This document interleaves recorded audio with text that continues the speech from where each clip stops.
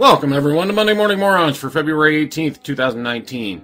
This week, let's begin with evil male fraternities. Institutions so vile that women are suing to get in them?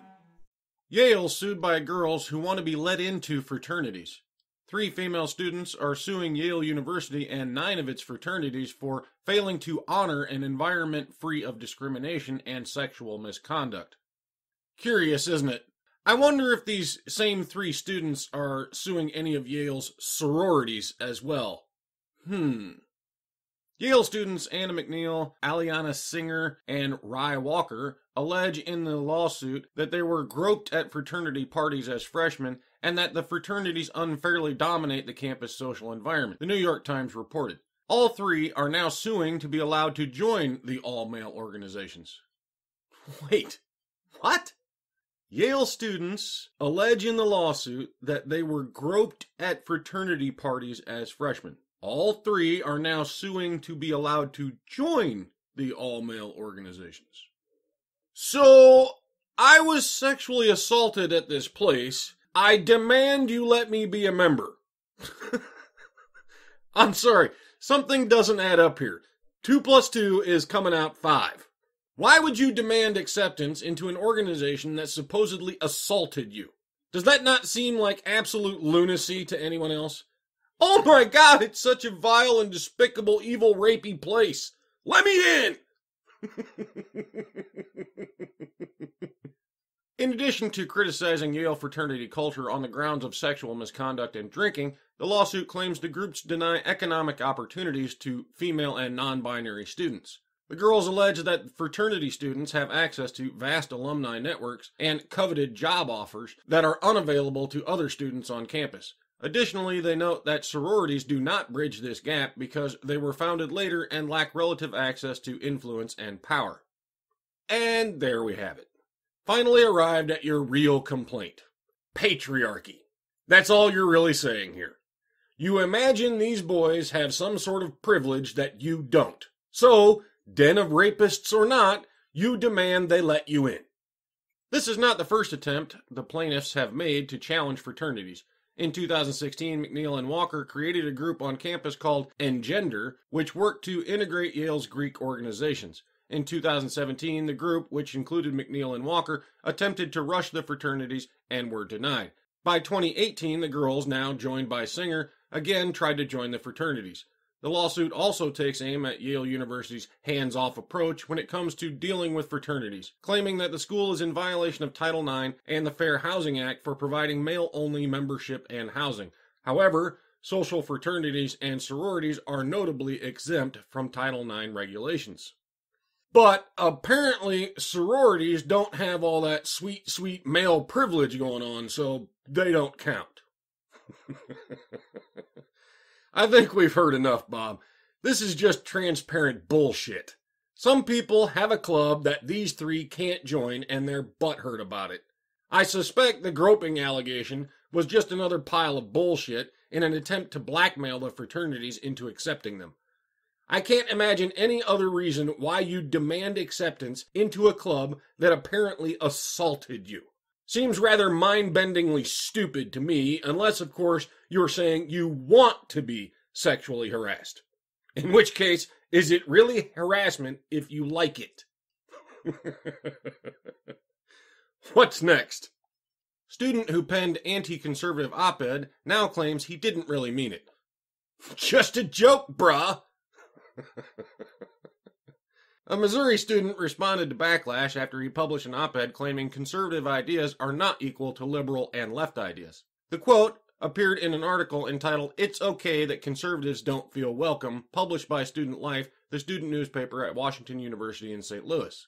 There's no reason to actively accommodate conservatives, especially fans of the president, because their ideas add little value to our discourse, author and student Sean Lundgren wrote in the piece. We shouldn't create an impulse among the student body to pretend, out of politeness, that there's anything valuable in the Republican policy agenda, Lundgren said later. The Republican Party primarily exists to enrich a small group of already rich people, and does so quasi-democratically by scaring old white folks about people with darker skin. Instead of wasting our time and mental energy on some right-wing argument no one really believes, we should spend time having meaningful conversations. How can we guarantee everyone health coverage? What's the best way to redistribute wealth? How can we mitigate climate change? A thing we all agree is a problem, he continued. Yes, exactly. Why on earth would we even entertain the notion of listening to anything anyone else has to say when we've already decided for ourselves that our rhetoric is true and any challenge to it is just racist and bigotry? Okay, but according to the title though, he didn't really mean any of that. So what does he have to say now that he didn't get the over-adulating praise from the other left-wing zealots he was clearly expecting to get? When reached for comment, Lundgren directed campus reform to an article he posted Sunday. I would never suggest that certain voices should be silenced. As I said in the original piece, we must allow conservatives to discuss their beliefs, he said. I think part of the uproar is a result of the brevity of the piece. 700 words isn't enough space to give context to every reader. Right. You guys are just upset because you don't understand the context I had in mind when I said conservatives should all just shut the fuck up. What I really meant was conservatives can talk all they like. They just shouldn't be allowed to talk here in my college socialist utopian bubble or anywhere else because we're not listening anyway. Totally different. Keep digging, kid. All right, Bob. Toxic masculinity time. Missouri nurse accused of fatally poisoning husband to marry killer serving life sentence. A Missouri woman used poison to kill her husband so she could marry a man doing life behind bars for murder, investigators alleged. Police said Amy Murray, 40, of Iberia, poisoned her husband with antifreeze, placed his body on a bed, and set him on fire, Fox 5 Atlanta reported. After starting the fire last December, Murray then went to a McDonald's with her 11-year-old son and dogs, Fox 22 Columbia reported, citing a probable cause statement. The court documents showed that at the time, Murray was having an affair with a prisoner at the Jefferson City Correctional Center, where she worked as a nurse, Fox 22 reported. According to the documents in recorded phone conversations, Murray told the inmate, Eugene Claypool, 40, she didn't want to be married to her husband anymore, and she could marry Claypool because her husband was dead and out of the picture, Fox 22 reported. Clayton has been locked up for more than 18 years in the deadly stabbing of 72-year-old Missouri man who won $1.7 million in a lottery game. He was arrested in December 2000. The pair also talked about getting an attorney to spring Claypool from prison early, the Jefferson City News Tribune reported.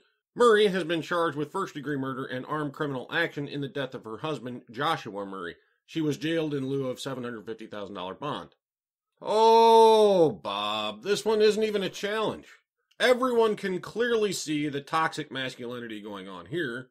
That guy killed a 72-year-old man, for heaven's sakes. Bah! Her husband is not the story, Bob. Focus on the real crime here. That poor old man just won the lottery, and this guy killed him. That's the real crime here. That's the toxic masculinity we know and love, or bitch about.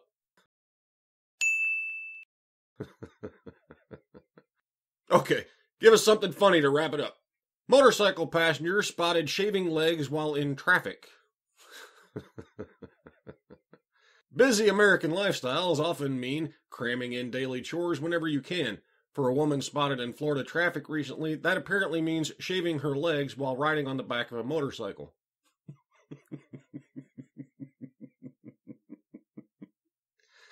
Follow the link to watch the video if you like, but there's really not much to it. Just what the title says. She's sitting there in traffic, shaving her legs. Time management in action, ladies and gentlemen. That's it for this week. Remember the social justice mantra: women are victims, men are oppressors, and feminism is just about equality. I'll see you all next time.